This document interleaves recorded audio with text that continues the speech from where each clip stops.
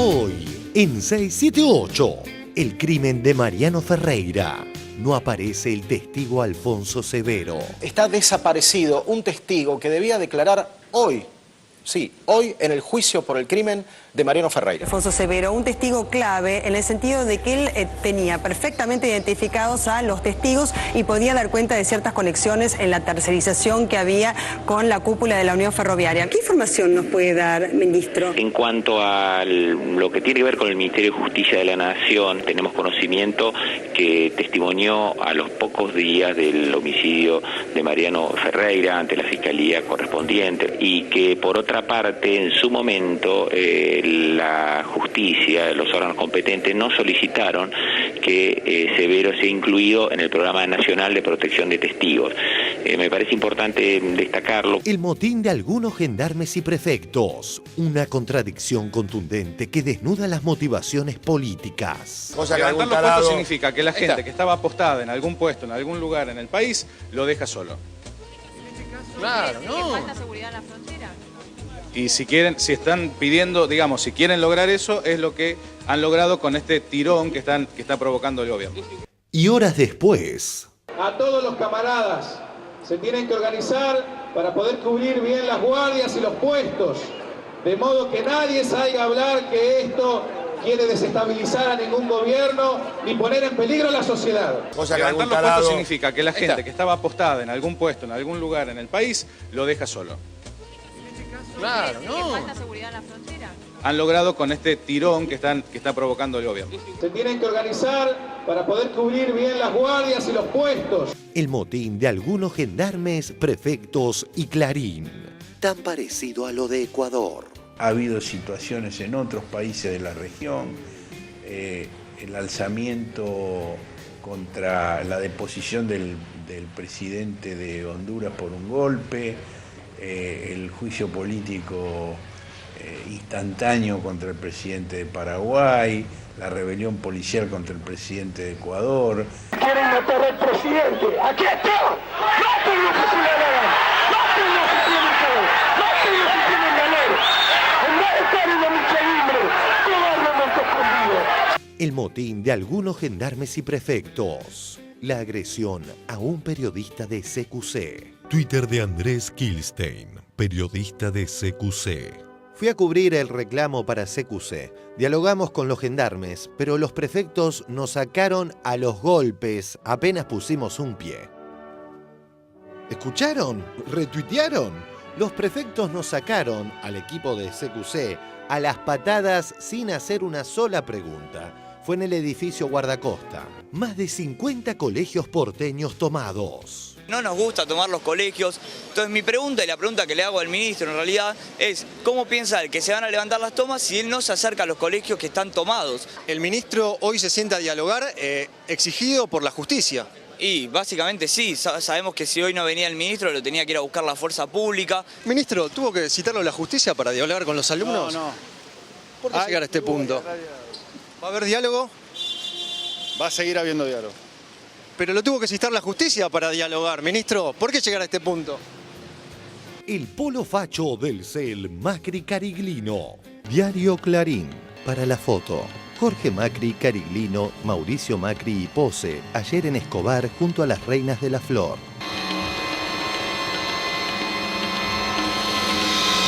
Jesús Cariglino le va muy bien, le iba muy bien y está muy fuerte. Poco lo conozco, es un tipazo bárbaro. La agresión a Claudia Ledesma, que es la denunciante, la mamá de una bebé, una pequeña fallecida por presunta mala praxis. ¿Cuándo va a hacer justicia por mi hija?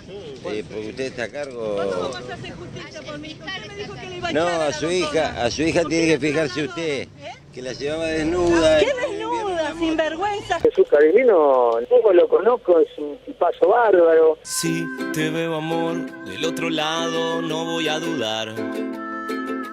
Todo lo que veo, más todo lo que siento. Si te veo, amor, del otro lado yo voy a cruzar.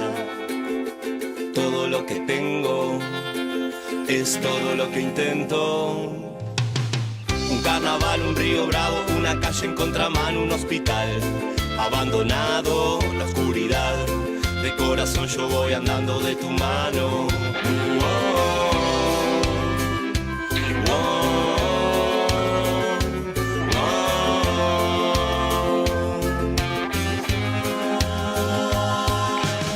noticias del día. 1. La tanqueta crece. 678 a través de Cintia, en Venezuela.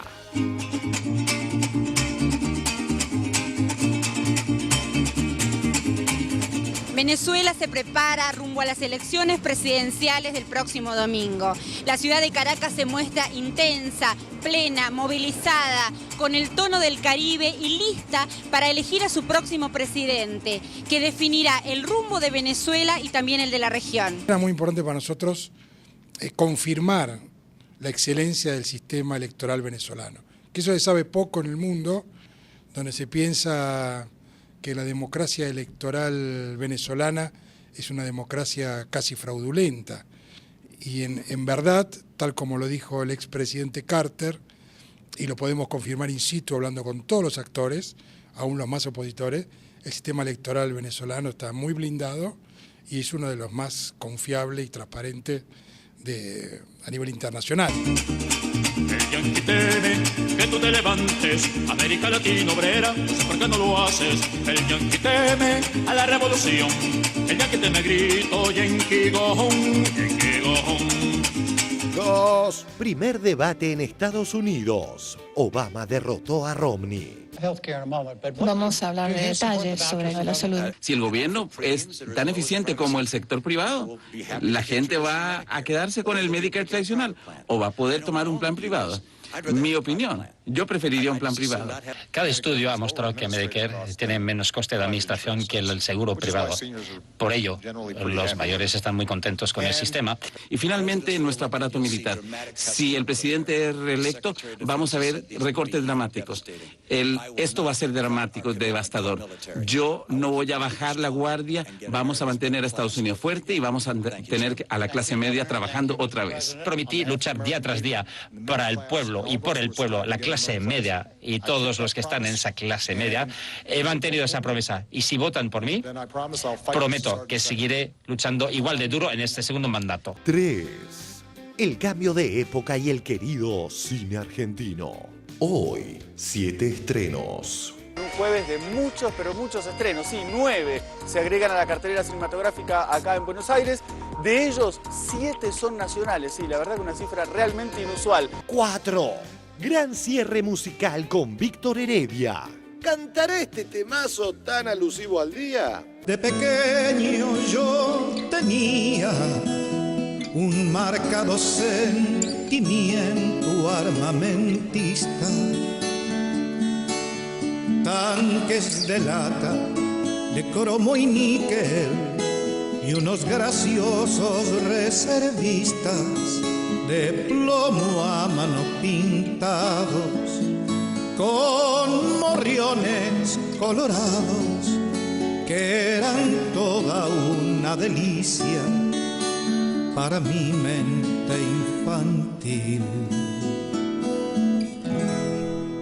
Entona 6, 7, 8. El corazón mirando al sur. Tú sabes que tenemos la Universidad Deportiva del Sur. Sí. Allí hay hasta africanos estudiando. Sí. Es la primera promoción. Hemos creado aquí 6, 7, 8, 6, 7, 8. Va a ser tan lindo hacer un puente, de verdad, todo para vos. Va a ser hermoso hacer un puente sobre el mar, solo para vos. Va a ser tan lindo hacer un puente, de verdad, todo para vos. Va a ser hermoso hacer un puente sobre el mar.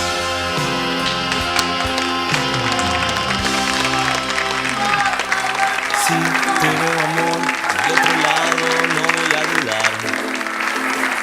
Todo lo que veo, más todo lo Muy que buenas siento. noches, bienvenidos a 678. Buenas noches compañeros, amigos, colegas, ¿qué tal? Hoy nos visita el señor Víctor Heredia, tenemos la suerte, va a estar aquí. cantando. Está por presentar Taki Ongoy en vivo el 12 de octubre frente al Ministerio de Educación. De la Nación. Sí, de la Nación. Y con una orquesta. Sí, con la Sinfónica Juvenil del Bicentenario, un coro polifónico de 40 personas. Y también va a haber participación, algunos invitados especiales como Pedro Aznar, Roxana Carabajal. Y va a haber unos grupos de pueblos, de músicos de pueblos originarios que van a cantar en su lengua madre. Va a haber gente com, mapuche, collas, etcétera. Bien, gracias por estar acá. No, por favor. Y también nos visita hoy el señor Roberto Caballero, que es periodista, conduce por Radio Nacional Mañana es Hoy, todos los días de 18 a 20, de lunes a viernes. Y bueno, hoy hace unas horas, anoche, ayer, desapareció el señor Severo, que era testigo, es testigo del caso de Mariano Ferreira. Tenía que atestiguar hoy y no se lo encuentra. Así que, bueno, estamos todos muy preocupados y no sé si alguien quiere agregar algo más. A mí me parece que esto más otras cosas que están pasando no están bien. No, desde luego hay que recordar que Severo era uno de los testigos claves, tendría que haber declarado hoy. Entre las cosas que ya había declarado era cómo la Unión Ferroviaria fue reemplazando lentamente a trabajadores ferroviarios por patotas, ¿no? Y me parece que, bueno, hacia ahí habría que buscar y la existencia de armas en la sede de la Ferroviaria. Había varias cosas que en su declaración dejaban bastante complicados a los presuntos responsables del crimen. Es muy poca la información que hay en relación de por qué no era un testigo protegido, porque en el 2010 habían baleado la casa. Hoy el ministro de Justicia aclaró que no era un testigo protegido porque para eso debe pedirlo o el juez o el testigo, porque si no se constituye en un avance sobre la intimidad de las personas, de modo tal que el ministerio no puede decidir por sí mismo a quién protege, pero de todas maneras llama la atención que después de hoy en C5N estaban pasando la nota que le hicieron a Severo en el 2010, después que le balearon la casa con armas calibre 40. Francamente no se entiende cómo después de eso tuvo custodia unos 6 meses, pero después no la tuvo. Falta información y falta que aparezca, básicamente. Esperamos que aparezca porque si no, bueno, estaríamos viviendo cosas que suponíamos que no tendrían que volver a pasar, ¿no? En este país. Alfonso Severo, esperamos que aparezca pronto. Antes de ir al primer informe, les cuento que en un rato vamos a estar hablando con Cintia García, que está en Venezuela cubriendo las elecciones. Y ahora sí, vamos al primero de nuestros informes, que tiene que ver con el motín protagonizado por algunas fuerzas de seguridad y Clarín, que intentó llevar gendarmes para su molino, parece. A ver, lo vemos. Tan parecido a lo de Ecuador. El motín de algunos gendarmes y prefectos y el bochornoso alineamiento de Clarín. Más allá de la justicia de algunos reclamos, habiendo sido concedido lo que pedían, pareciera que este corte de avenidas que realiza parte de la Gendarmería y de la Prefectura tiene otras motivaciones. Esta indefendible contradicción del vocero Raúl Massa explica todo a la perfección. Levantar los puestos significa que la gente que estaba apostada en algún puesto, en algún lugar en el país, lo deja solo. Claro, no. ¿Falta seguridad en la frontera? Y si están pidiendo, digamos, si quieren lograr eso, es lo que han logrado con este tirón que está provocando el gobierno. Y horas después... A todos los camaradas se tienen que organizar para poder cubrir bien las guardias y los puestos, de modo que nadie salga a hablar que esto quiere desestabilizar a ningún gobierno ni poner en peligro a la sociedad. Levantar los puestos significa que la gente que estaba apostada en algún puesto, en algún lugar en el país, lo deja solo. Claro, no. ¿Falta seguridad en la frontera? Es lo que han logrado con este tirón que está provocando el gobierno. Se tienen que organizar para poder cubrir bien las guardias y los puestos, de modo que nadie salga a hablar que esto quiere desestabilizar a ningún gobierno. En el momento en que el jefe de gabinete anuncia que el decreto se retira y que por lo tanto los efectivos de Gendarmería como los efectivos de Prefectura van a cobrar lo mismo que cobraron el mes pasado, sin descuentos, y en el caso de Gendarmería incluso con algún incremento, la causa en sí del conflicto desaparece. Sin embargo, los delegados del personal de seguridad corrieron el arco hacia atrás y plantearon un pliego de reivindicaciones que hace muy difícil la situación del conflicto, porque son reivindicaciones que necesitan mucho tiempo para ser discutidas. Están insultando a dos funcionarios que vinieron a negociar al edificio Guardacosta, vuelan botellas, tiran piedras, muy tensa la situación, están enardecidos, continúan los incidentes, los empujones, esta situación se ha descontrolado en la puerta del edificio Guardacosta, estos funcionarios se van, se retiran ante los insultos. Diario Página 12. Alrededor de las 18 se hizo presente la dirigente del MST Vilma Ripoll. ¡Andate de acá, zurda!, le gritaron algunos prefectos. La dirigente insistió, pero no hubo caso.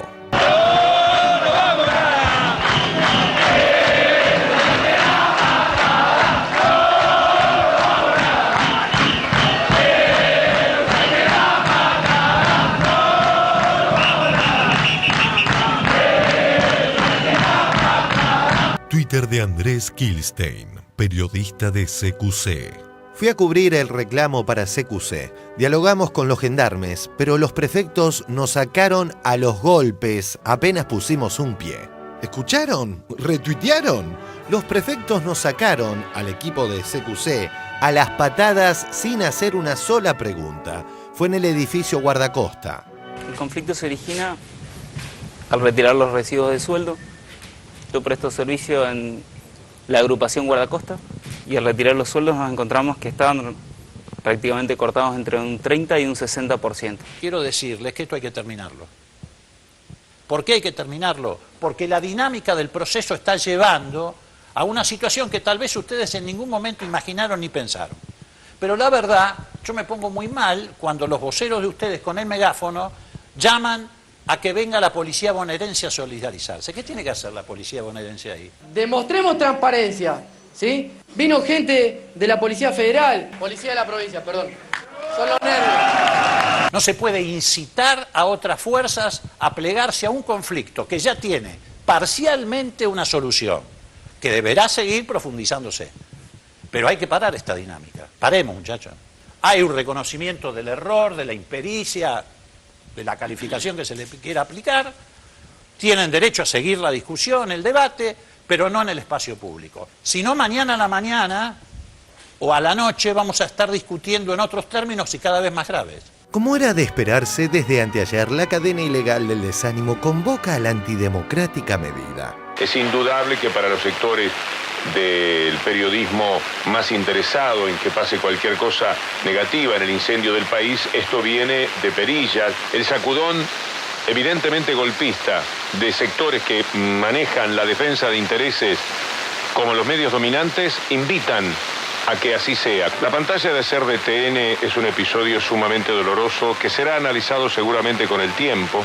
El uso y abuso de las cámaras mostrando cuanto sucedía, porque es parte de la desestabilización, que esto venía a colaborar con sus propósitos, que se da la mano con lo que están proyectando para el 8 de noviembre, la gran movida para luchar justamente contra valores de la democracia. Hay mucho griterío, Florencia, porque a medida que pasan los minutos, a medida que pasan las horas y que los empleados de los distintos puestos de prefectura se van enterando del tenor que ha tomado la protesta, este lugar se va llenando de gente, ¿no?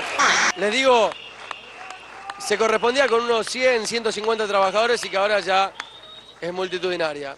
José, ¿qué pasa ahora? ¿Continúa la tensión? ¿Esto se puede encauzar?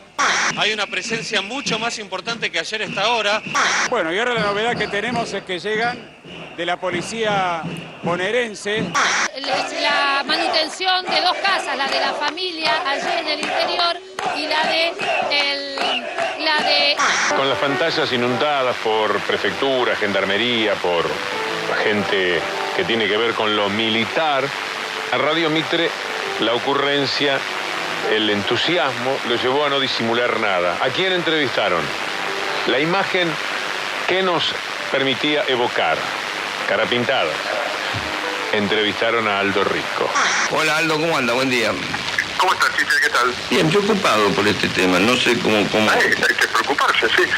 Estamos en manos de chantas. Cuando el comando, el que comanda, no se ocupa del bienestar del personal, inevitablemente estallan cosas como esta. El ninguneo de las fuerzas. Porque si la presidenta del gobierno central le hace homenaje a los montoneros, le hace homenaje al Cadri, que eran matadores de policía, de prefectos, de gendarmes, de soldados, de ciudadanos indefensos, entonces están las cosas cabeza para abajo en la República. En esta nota se ven las clarísimas intenciones de Clarín. Diario Clarín por Pablo de León.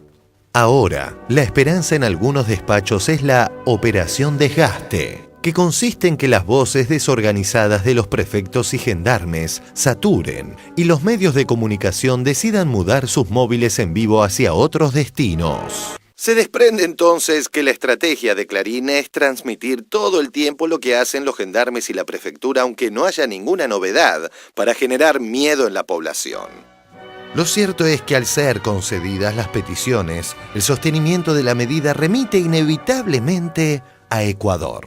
Ha habido situaciones en otros países de la región, el alzamiento contra la deposición del presidente de Honduras por un golpe, el juicio político instantáneo contra el presidente de Paraguay, la rebelión policial contra el presidente de Ecuador. ¡Quieren matar al presidente! ¡Aquí está! ¡Mátenlo si tienen ganar!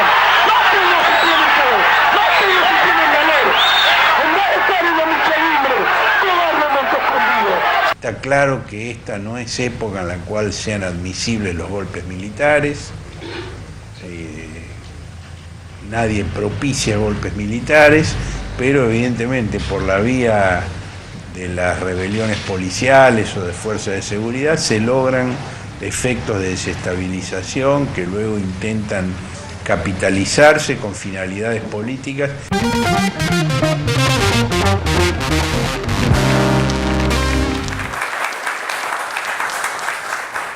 Caballero, ¿qué viste? ¿Qué vi? Y vi, en realidad, lo que estamos viendo todos estos últimos días.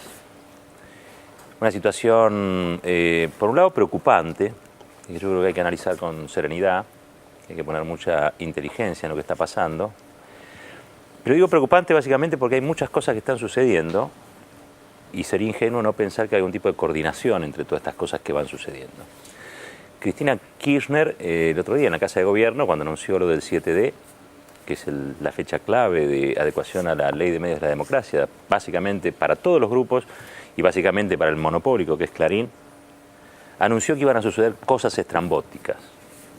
Clarividencia, porque las cosas estrambóticas están sucediendo. Y estrambótico es, por ejemplo, que fuerzas como Prefectura y Gendarmería hayan roto la cadena de mandos y que se amotinen como si esto fuera un reclamo sindical, sin negar la justeza. Digo, a nadie le gusta que le bajen el sueldo. A esta gente, de un día para el otro, hubo gente a la que recostaron 3.000, 1.500 pesos, 2.000 pesos. Digo, no son marcianos, son gente como todos. Pero del momento en que el jefe de gabinete anuncia que se reponía el dinero que le habían quitado, ya estamos hablando de otra situación. De una situación donde un grupo amotinado le impone condiciones al gobierno democrático. No sé si todos lo están viendo de este modo, yo creo que sería una forma correcta de verlo. Y quiero saludar, sí, la decisión que tuvo la ministra Garré de separar a las cúpulas, tanto de Gendarmería y de Prefectura, porque me parece que con eso se paró un efecto bola de nieve, porque la incitación de estos grupos era que otras fuerzas de seguridad se sumaran a lo mismo. ¿Qué creo yo, digamos, que es lo que está sucediendo? Obviamente esto es un intento de desestabilización. Cuando vos a la gente le mostrás por televisión que las fuerzas que están para ocuparse de la seguridad y la tranquilidad y la paz de los ciudadanos de un país, en realidad toman posturas o deciden situaciones que alteran esa paz, la gente se agarra la cabeza y dice, ¿en qué país estamos? Y la verdad es que me parece que esto forma parte de una estrategia de incendio de la calle que tienen ciertos grupos concentrados, básicamente el Grupo Clarín, de aquí al 7 de diciembre, que obviamente conecta muy bien con la antipolítica, conecta muy bien con los sectores de derecha que hay en la sociedad reaccionaria, un núcleo reaccionario muy duro de la sociedad argentina, y que también provoca quizá que vuelvan los peores fantasmas, ¿no? Digo, cuando uno ve un uniformado haciendo lo que no es su función específica, a cualquier argentino se le eriza la piel. Y sobre todo acá hay que tener muy en cuenta el antecedente de Ecuador, el antecedente de Bolivia, el antecedente de Santa Cruz, la provincia de Santa Cruz, que también tiene una rebelión policial importante. El antecedente de Honduras. Porque es evidente que esto se enmarca dentro de lo que se denomina en la academia, y sobre todo lo ha trabajado mucho la academia venezolana, ahora que vas a hablar con Venezuela, sobre las guerras de cuarta generación, que son las guerras que se dan más en el marco de la subjetividad o de la psicología, y donde es evidente que están tratando de dar un mensaje a la sociedad de que esto es un desgobierno, cuando claramente esto es un gobierno que asumió hace muy poco menos de un año, esto también hay que ponerlo en discusión, y que busca conectar este tipo de rebeliones, amotinamientos, que para mí deberían ser de algún modo resueltos en las próximas horas, con lo que fue también el movimiento cacerolero, con lo que es de alguna manera poner en cuestión permanentemente no las instituciones, sino otras formas de gobierno que habría, que yo no sé cuáles son. ¿Alguno conoce alguna otra forma de gobierno que no sea la democrática? Sí, la vivimos en Argentina, ¿eh? No creo que nadie de los que nos esté mirando sean kirchneristas, antikirchneristas. Nadie quiere que volvamos a esas épocas, nadie. El nunca más me parece que es sagrado, digo, para el grueso de la sociedad argentina. Pero creo que hay que prestar mucha atención, creo que tampoco hay que perder la calma. En esto el gobierno ha tenido una postura realmente interesante. Quiero reivindicar a Leopoldo Moró. Leopoldo Moró es fruto de la memoria histórica de las cosas que ha vivido el radicalismo en esta sociedad, en este país, quiero decir. Y la verdad que ha tenido un discurso impecable, impecable. Y la verdad, esas cosas hay que reconocerlas. Creo también, por ejemplo, creo que después vamos a ver algo, ¿no?, con respecto a Macri también ayer. Sí. Que algo que me llamó mucho la atención. Sale Macri a las 8 de la noche, digo, casi un día después de que esto hubiera comenzado, ¿no? Pero les dice, vuelvan a sus tareas, vuelvan a su trabajo. Digo, la intencionalidad ahí era, en términos políticos, mostrarse como un guardián del orden, un poco lo veía ayer al rabino Berman, viste que ellos son la paz, la tranquilidad, etc. No pueden gobernar las escuelas, pero ellos quieren gobernar un país. Entonces, en ese punto yo creo que Mauricio Macri les cambió el eje a Clarín y a La Nación. Si vos te fijas hoy la cobertura de los diarios, Clarín y La Nación, bajaron un pequeño cambio del día anterior. Y eso creo que corresponde, porque Macri, claro, no podían correr por derecha al propio Macri. Entonces, Macri ayer puso, dentro de todo, y con todas las cosas que uno puede decir de él, se puso con los dos pies dentro del plato. Y eso es muy importante también, es para valorar. ¿Por qué? Porque si acá vamos a un escenario de este tipo de confrontaciones a la ecuatoriana, la verdad que nadie la va a pasar bien, absolutamente nadie. Digo, ni nadie que tenga responsabilidad de gobierno puede saludar y festejar que dos fuerzas, que son fuerzas militarizadas, no acaten la autoridad propia, rompan la cadena de mandos y desafíen a las instituciones de la manera en que se está haciendo. Insisto, creo que fue muy importante, Garré, haber cortado de cuajo con las dos cúpulas corruptas de Prefectura y Gendarmería, corruptas en el sentido de que no pudieron aplicar siquiera un decreto como la gente y lo distribuyeron mal la partida presupuestaria para beneficiar a uno y perjudicar a otros. Desde ese lugar me pareció brillante y creo que con eso se paró una escalada que es mayor. ¿Por qué no se resolvió hasta ahora? Que esto es importante también aclararlo. Hoy estuve hablando con mucha gente allí. Porque esto termina supuestamente el martes. El martes hay una fecha que es martes, que ahí se reúnen para ver el tema del territorio. ¿Por qué el martes? Y porque se ha abierto una instancia como de paritaria, con grupos movilizados en la calle, donde algunos lo harán de buena fe, pero también vos tenés sectores que están fogoneando esto de modo constante. Digo, cuando vos lo veías a Aldo Rico, cuando ves la bandera de Seineldín, cuando ves que se suma la policía bonaerense, un grupo de la policía bonaerense, es evidente que hay sectores que no quieren que acabe, que se termine. Yo me imagino que hay un montón de prefectos y gendarmes que lo que quieren es cobrar su plata, irse para su casa con un compromiso de que en la medida de lo posible le vayan aumentando el sueldo, como toda persona normal, y no esto. Se deben estar asustando ellos mismos incluso de lo que provocaron. Ahora, cuando vos tenés gente que está fogoneando, cuando desde un diario, prácticamente, en una condición, no de un diario, de un grupo monopólico, que muy prontamente va a tener que acatar una ley como la acatamos todos, se agitan determinadas circunstancias como si fueran normales, como si fueran, no sé, absolutamente legales y no extraordinarias, ¿sí?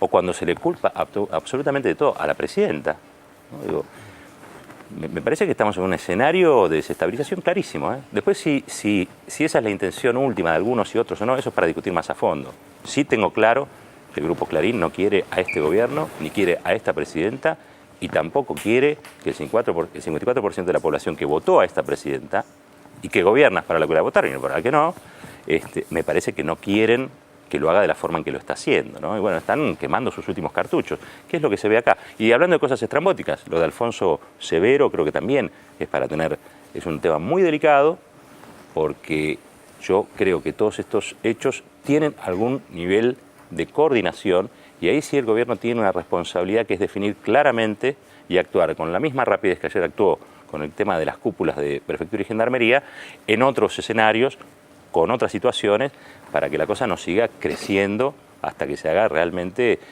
ingobernable dentro de lo que es el espíritu de las instituciones, que todos creemos que están sólidas, que están firmes, pero bueno, también hay que actuar, ¿no? Porque si no, generalmente les dejamos librada a la calle a los intolerantes y a los que no creen que la sociedad vota y vota cada tanto y lo hace de una manera, y si no les gusta tienen que buscar alguna alternativa que reemplace ese voto general, que no sea un golpe o una desestabilización, sino que sea un candidato que gane limpiamente en elecciones cristalinas. Roberto, quería preguntarle a Víctor, ¿cómo viviste esto? Con mucha pena en principio, porque ver este tipo de imágenes cuando un país está luchando con sacrificio, ¿no? y desde hace tanto tiempo por sostener y por engrandecer el sentido y el contenido de la democracia. Realmente es preocupante. Y me pregunté mientras veía y escuchaba algunos discursos, adhiero a lo que dice Caballero respecto de la postura extraordinaria, hoy lo vi a la mañana y realmente me pareció extraordinario lo de Leopoldo Moró. Digo, porque esto también demuestra que la democracia, independientemente de la crítica que se pueda hacer desde distintos partidos, estos partidos son conscientes absolutamente de la necesidad de sostener con seriedad este proceso, y avisa, lo hace Leopoldo, pero él representa un partido político, ¿no? Avisa de la necesidad de terminar inmediatamente con este levantamiento, porque la realidad es que ya se habían cumplido con los pedidos concretos de salarios, se había reconocido el error de la manipulación del decreto, digo yo, ¿no? Y también me impresiona mucho cómo se le da micrófono y espacio y lugar a pensamientos que esta sociedad, yo creo que en su totalidad, es decir, porque aquí incluso aquellos que en algún momento dado se enervaron detrás de una cacerola, deben haber temido en algún momento que esto siguiera adelante, o deben temer todavía que esto siga adelante, y el lugar a donde puede llegar a esto realmente puede llegar a ser trágico. No solo para la democracia, sino para la vida de los argentinos, porque esta violencia fogoneada desde determinados medios no puede terminar bien. Entonces, si a esto se le monta, si a este reclamo, que en principio es justo, pero después empieza a degradarse, empieza a intoxicarse, se le suma esa violencia, realmente es peligroso. Por eso creo que es necesario que se actúe con rapidez, se solucione en la medida de la dignidad de un gobierno democrático frente a cosas que quizá están evidentemente fuera de lugar, pero que comprometen a unos pocos. Yo creo que hay muchos allí en ese levantamiento que fueron honestamente a pelear por su salario y que ahora deben estar repensando, y yo los invito a que lo piensen seriamente, porque esto de verdad mancilla el sentido de una fuerza de seguridad, lo mancilla definitivamente. Sí, sobre todo, yo comparto eso. Yo escuché algunas declaraciones de algunos de los prefectos y también gendarmes. Y la verdad que uno siente... ayer pensaba en el Bicentenario y del Bicentenario para acá, y pensaba que esas son dos fuerzas, tanto la prefectura como la gendarmería, que estaban como refundando una historia al lado del pueblo. Y eso inevitablemente lo separa. y los hace diferentes de esas caripelas que vimos ayer, de Aldo Rico, de Seineldín, que digamos, esa es otra historia, ese es el pasado, y los que vimos, los testimonios que estuvimos viendo estos días son de otra generación de gendarmes y de prefectos. Ahora, lo primero estrambótico que pasó fue la mala liquidación de los haberes. Digamos, creo que hay que empezar por ahí, porque si no, y también creo que el gobierno tiene que entender que hay argumentos que solamente se pueden sostener desde la información, porque para sostener los argumentos golpistas lo único que hace falta es desinformación. Pero para sostener otro tipo de argumentos que tienen que ver con la institucionalidad, es necesario que apenas podamos sepamos qué pasó exactamente con esa liquidación de haberes, porque si uno compara con Ecuador, acá hay una estructura que se repite, y también sucedió lo mismo en Bolivia, que son jefes que engañan a su propia tropa. Es decir, que generan malos entendidos para hacerlos saltar. Es decir, que hay tropas que están manipuladas por sus propios jefes para llegar a esas instancias. En Ecuador había pasado eso, y a mí me gustaría saber qué pasó con esa liquidación de haberes, porque es evidente que si alguien iba a cobrar 7.000 pesos y cobra 4, va a pasar algo. Entonces ese es un territorio regado ya desde esa liquidación de haberes para que salte esto que salta, pero evidentemente cuando eso ya se allanó, y sigue todo lo que sigue ahora, me parece que también ahí hay que incluir a todos, empezando por Hugo Moyano, que desde un primer momento, él y muchos otros, también gente de izquierda, de que uno tampoco termina de entender qué izquierda es esa, ¿no? Que quieren ver en esto un mero conflicto salarial, como si uno pudiera concebir un conflicto salarial con gente armada y con escenas como las que acabamos de ver, con privación ilegítima de la libertad de algunos funcionarios, con armas a la vista, con agresiones físicas. Eso no es un reclamo salarial. Entonces ellos mismos son los que tienen que preservar su propia imagen y además tienen que decidir qué rol quieren jugar en esta Argentina. ¿Moca? Sí, yo comparto todo lo que se dijo. Voy a tratar de no repetir nada de lo muy interesante que estamos hablando. A mí me parece que hay una estrategia clara de la derecha, articulada por los medios de comunicación, que pasa por la calle, digamos. Acá el problema es calentar la calle, dar todos los días la sensación de que hay un estado de desasosiego, de incertidumbre y sobre todo de falta de autoridad. Uno ya a esta altura aprendió a leer los diarios, los dos principales diarios, Clarín y La Nación, buscando las pistas por dónde pasa el eje conceptual de lo que quieren meter. Y lo que quieren meter es que la presidenta no tiene autoridad, que cometen errores y que está perdiendo autoridad respecto de la sociedad. Me parece que es el plan caos que tienen pensado, el plan caos. El plan caos también estaba pensado con las maniobras respecto del dólar. El mal llamado cepo cambiario frenó un operativo que ya estaba muy claro que era forzar una devaluación y producir un caos económico que todos sabemos que es estratégico, que muchos procesos políticos se han frustrado en estos climas. Y hoy es la calle y la expectativa de la violencia. Hoy no encontramos a un testigo. No encontramos a un testigo del caso Mariano Ferreira. Digamos, todos sabemos qué significa la violencia, todos sabemos qué significa la sangre y cómo se ha usado en el siglo XX argentino este tipo de situaciones para desestabilizar. Me parece, yo anoche vi una cosa que me sorprendió mucho, la diputada Victoria Donda, que supo ser en algún momento miembro del Frente para la Victoria, pero más allá de cómo piense, no ese es el tema, sino diciendo que no nos asusten con el cuco. Con el cuco del golpe de Estado. Digamos, una posición exactamente igual a la del diario Clarín. Y además de ser igual a la del diario Clarín, es muy grave porque es una dirigente política que está perdiendo noción de los principios en los que se asienta una democracia. La idea de que puede ser, como decía Sandra, un reclamo salarial, una insubordinación a los poderes constitucionales, estamos realmente en problemas ya de valores de principio. Por eso me parece que estamos en una situación grave y que creo que hay que insistir una y otra vez en lo que dijo Cristina en el último discurso. Nada de contestar destempladamente, nada de contestar al odio con el odio, porque esa es la espiral que están buscando. Claro. Dante. Sí, algunas chiquitas, también de lo que decía Sandra. Por un lado, digo, la prefectura tiene autonomía administrativa, o sea que efectivamente son ellos los que han distribuido mal, ¿no? esa partida que el gobierno no es el que le paga, ¿sí? A Juan Pérez, gendarme, Juan Pérez prefecto, ¿no?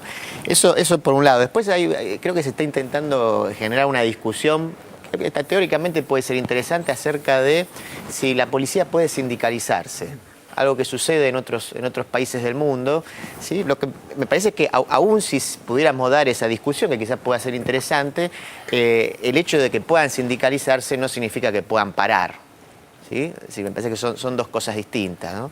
Y después, por último, retomando un poco lo que se decía acá, me parece que es un momento muy difícil porque hay que saber leer entre líneas. Es decir, si uno dice, bueno, a ver, esto es una gran conspiración de Clarín en función del 7D, es decir, Clarín está detrás del secuestro del testigo, Clarín está detrás de esta protesta.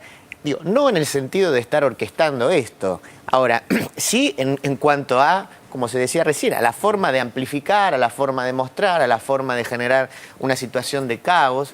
Entonces, digamos eso, sin caer en teorías conspirativas o ante la pregunta si esto es una conspiración, hay que decir que sí, que no, a la vez, y hay que tratar de eso, de poder saber leer entre líneas. Y para terminar, digo, me parece, yo haría como un llamado a ver, a ese grupo de ciudadanía que quizás no está a favor del gobierno, es más, tiene grandes críticas al gobierno, pero considera que es mejor vivir en un sistema democrático. Digo, a esa gente, me parece que esa gente es la que hoy tiene una responsabilidad mayor, que es la de decir, bueno, a ver, quizás, me pongo en el lugar de un gendarme, quizás tengo una buena razón para protestar, ¿sí? Quizás mi reclamo es justo, pero a ver, ¿no será que detrás de mi reclamo hay fuerzas antidemocráticas que se están subiendo y que me están utilizando? Y bueno, pero si ni los políticos, o sea, eso principalmente habría que exigirse a los políticos, sí, que no están a la altura, no han estado a la altura de estas circunstancias. No, pero hubo una declaración en la Cámara de Diputados. Sí, pero sí, yo creo que también no firmaron todos. Que no firman y después salen de vuelta a echar leña al fuego. Sí, pero yo creo que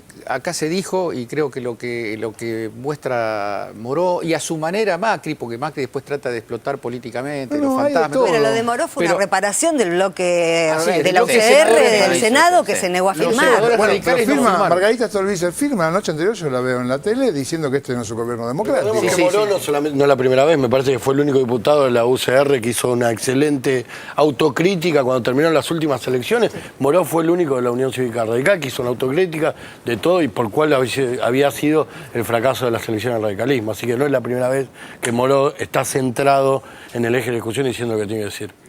Bueno, tenemos que ir a Venezuela algún día, a lo mejor por ahí le tocó a Cintia García, que la tenemos ahí. Cintia, ¿me estás escuchando? A ver, ahí está, ay, qué bien. Hola, soy Cintia García. Los que no te estamos escuchando somos nosotros. Que alguien haga la mímica. ¿Me escuchan? Uy, sí, impresionante. Hola. Hola, Cintia, ¿cómo estás? ¿Me escuchan ahí? Sí, te escuchamos. ¿Vos a mí? Ahora perfectamente. Un abrazo para todos. Perfecto, un beso grande. Contame, ¿qué estás viviendo allí en Caracas? ¿Cómo fue el cierre hoy de la campaña del comandante Chávez? Todavía está la gente en las calles. Hay que decir que fueron 7 avenidas las que se llenaron de gente. Sabés que aquí no se habla de cantidad de personas en una manifestación, sino de las avenidas que se llenan. Fueron 7 las avenidas que se llenaron. Caía una copiosa lluvia, un diluvio caribeño sobre Caracas, y sin embargo, con esa lluvia y con esa multitud, el presidente Chávez cerró su campaña electoral. Estamos a 4 horas de la veda, son hoy para las 8 pasadas, a las 12 de la noche de hoy va a estar ya cerrada la veda electoral. Todo un proceso intenso se vive en esta ciudad de más de 6 millones de habitantes. Son 19 millones de venezolanos los que están en condiciones de votar. Sabés que acá el voto es optativo y se cree que alrededor del 75% de la población vota. Mucho se define, Carlos, a los compañeros de mesa les cuento, muchas cosas se definen. El futuro de la región, sin ir más lejos. Los escenarios electorales le dan ganador a Hugo Chávez. Las diferencias son en cuanto a cuánto porcentaje, por cuánto ganará Chávez, pero casi todas las encuestadoras con cierto margen de seriedad dan que Chávez gana entre un 9 y 16 puntos de ventaja. Me parece que lo importante para decir es que nadie duda del sistema electoral venezolano. Aquí la UNASUR juega un papel muy fuerte, por primera vez está como veedora internacional de unas elecciones de manera imparcial. Ustedes vieron en la apertura la charla con Chacho Álvarez. Hay una confianza y un blindaje dentro del sistema electoral venezolano que hace que se fortalezca la democracia electoral. Y esto pareciera ser una novedad para el mundo. Sin embargo, hasta la oposición en los diarios más acérrimos opositores reconocen la fortaleza del sistema electoral y nadie piensa en el fraude. Cintia Capriles hablaba de que había un clima medio tenso, de violencia. ¿Cómo lo está manejando eso? Digamos, repetime la pregunta porque se cortó, increíblemente se cortó cuando me hacías la pregunta, pero repetila. Es así, son leyes que se cumplen. Es así. Preguntaba por la violencia que denunciaba Capriles, denunciaba violencia de parte de los militantes chavistas. ¿Escuchaste ahí? No ha habido situaciones de violencia, eso hay que descartarlo. De hecho, no ha sido una campaña agresiva. Digamos, es interesante cuando vos hablas con los sociólogos, con los encuestadores, con los universitarios venezolanos, aún de los distintos estratos sociales, hablan de que no ha habido agresiones en la campaña y que la oposición, fíjate vos qué interesante y qué regional esto que les voy a decir, en realidad no ha presentado propuestas, ¿no? La oposición a Chávez es un voto opositor por descontento, pero no hay una propuesta de Capriles. De hecho, se habla de una campaña vacía, eso es lo que los analistas destacan. Sabés que charlando con gente, seguramente en los próximos días vamos a compartir los testimonios de la gente, aún aquellos que nos decían que no votaban a Chávez, nosotros le preguntaban, bueno, pero ¿porque te sentís representados por Enrique Capriles? No, la verdad que no nos sentimos representados por Enrique Capriles. ¿Cuáles son los descontentos de los venezolanos? Tienen 3 órdenes. Primero, está el tema de la inseguridad, segundo el tema del trabajo en negro y tercero está el tema de la inflación. Pero aún aquellos de sectores populares descontentos o clases medias que han votado a Chávez y están descontentas, todavía valoran el capital simbólico de la revolución bolivariana, lo que les ha cambiado la vida a los sectores populares, la revolución bolivariana, cómo ha bajado los índices de pobreza. Si vos en este momento caminás por este valle que es Caracas, vas a ver las luces a la ladera de los cerros, de las miles de casas de los barrios. Aquí los barrios se llaman a las villas miserias, a los barrios más populares, y si te adentras un poco te das cuenta inmediatamente del cambio cualitativo en la calidad de vida. ¿Qué es el propio Chávez que sabe que bueno, que hay una base construida y que hay un proyecto por fortalecer, que la gente está muy bien de la casa para adentro, que tiene reclamos fuertes en materia de inseguridad? Caracas es una ciudad caótica, que tiene deficiencias en algunos servicios públicos, que tiene falencias, que el chavismo por ahí no incluyó aún a ciertos sectores de clase media que podrían estar incluidos dentro de este proyecto político. Pero hay signos dentro del chavismo, dentro de la mirada de Hugo Chávez, de generar esos acercamientos para continuar ese proyecto. Eso es lo que se está cocinando acá. Ahora lo que te digo es que hay una sociedad altamente politizada, hay una movilidad democrática interesante, la gente está involucrada en las elecciones del domingo y ya te decía, los escenarios le dan favorables por diferencia de puntos a Hugo Chávez. Cintia, te hago una pregunta. Digo, desde acá, por lo menos yo lo veo como que esta elección, más allá de la importancia que obviamente tiene para Venezuela y para Chávez, es una elección importante para toda la región, porque seguramente si Chávez perdiese, todo este proceso de la última década tan fuertemente integracionista, por lo menos entraría en un espacio de signos de interrogación o de paréntesis, o como que uno quiera llamarlo. Digo, ¿cómo se ve desde allá? Es decir, ¿existe también la conciencia de que el triunfo de Chávez ayudaría a que este proceso latinoamericano se profundice, o simplemente está restringido al ámbito estrictamente local? No, hay una plena conciencia regional.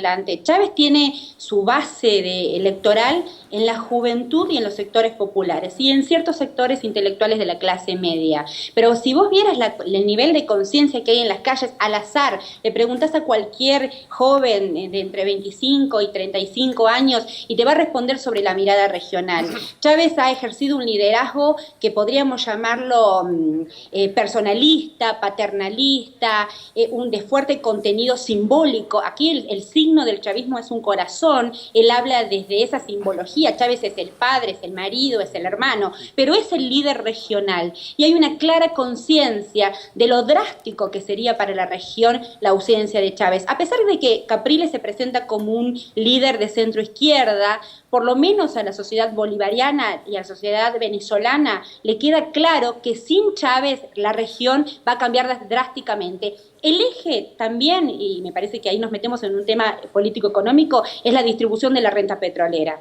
La revolución bolivariana está sentada sobre un barril de petróleo. Esto es bueno y malo a la vez. Es bueno porque de alguna manera lo que ha hecho Chávez es distribuir esa renta y tiene los riesgos de que esa es su fuerte base. Y también la mirada sobre el petróleo es una mirada regional y los venezolanos la tienen absolutamente claro. Cintia, bien, te despedimos. ¿Qué vas a hacer ahora? Contanos un poquito. ¿Te voy a tomar un error? No. Y sí, probablemente ahora vayamos con Celeste del Bianco y Martín González, que son el equipo con el que hemos venido a trabajar. Ahora nos vamos a descansar. Llegamos ayer, no tuvimos ningún problema en el aeropuerto, pasamos tranquilamente, estamos disfrutando de estas elecciones, se vive con mucha tranquilidad en las calles de Caracas estas elecciones, con mucha intensidad, con mucho ritmo Caribe, así que no sé, tal vez nos vamos a investigar un poco de qué va el Caribe. Está bien, mucho periodismo, digamos, enviados de países, ¿estás ahí compartiendo con otra gente, con colegas? Una cobertura enorme, una cobertura total. Está Pedro Brigger de Misión 7, Paloma García, toda la gente de la televisión pública, también de otros medios. Nos hemos encontrado con gente de las más diversas cantidad de medios que te imagines, de los más diversos lugares del mundo que te imagines. O sea, Venezuela es un eje de la región y aquí está concentrada la región.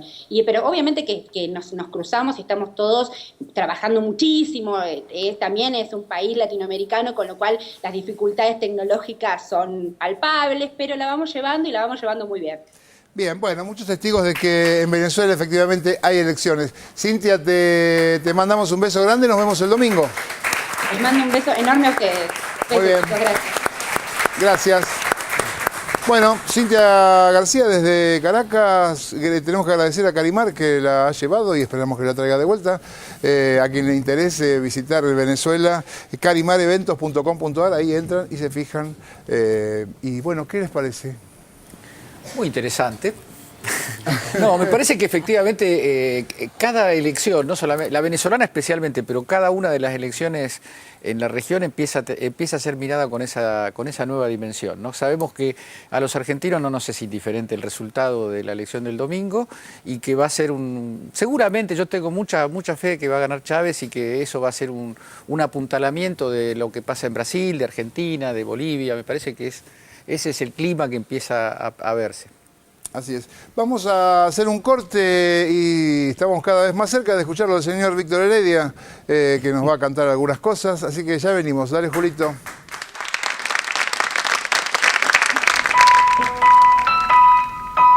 Buscamos muchos años la posibilidad de un crédito. Siempre vivimos alquilando, de prestado también. Lo veíamos muy difícil poder construir con los ingresos de uno o adquiriendo cualquier otra forma de financiación. Hace un tiempo veníamos con la idea de poder construir en nuestro terreno. Esta nueva línea de crédito con las tasas más accesibles. Siento que le dejo algo a mi hija. Me metí en la página del ANSES y me inscribí.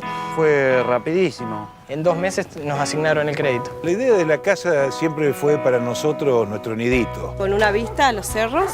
El armado de la parrilla. Asados, y me gusta recibir amigos. La casa capaz que no será muy grande, pero el corazón es grande. Después de 28 años de casado, este sueño para nosotros se hizo realidad. Ahora sí que voy a tener espacio. Para mí es un orgullo tener mi primera casa. Estamos muy felices. Detrás de cada crédito hay una historia. Ya son más de 25.400 las familias que empiezan a escribir la suya en su casa propia. Podés inscribirte en el programa entrando en www.anses.gov.ar, porque no hay nada más lindo que llegar a tu casa.